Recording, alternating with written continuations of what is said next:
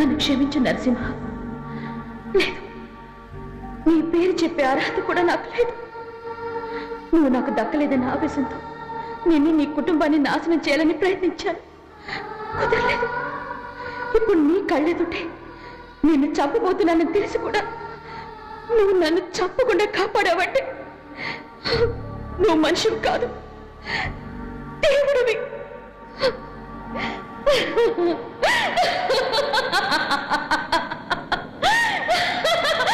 అని నేను అంటాననుకున్నావు కదూ? అనను. నేను అందరిలాంటి ఆడదాని కాదు, నీలాంబరిని.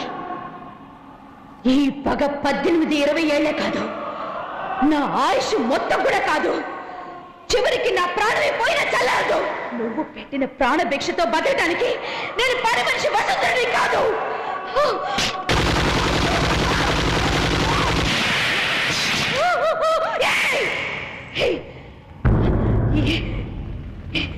ఈ జన్మలో నువ్వు గెలిచావు. వచ్చే జన్మంటూ ఉంటే ఆ జన్మలోనైనా నిన్ను పగ సాధించుకుంటా. వదిలిపెట్టదు.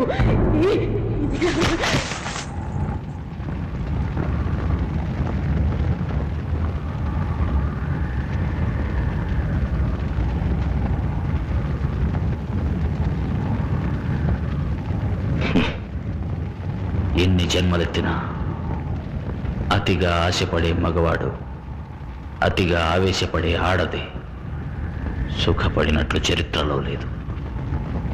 ఉన్నంతకాలం ప్రశాంతంగా బతకలేదు. నీ ఆత్మైనా ప్రశాంతంగా ఉండాలి. భగవంతుడా.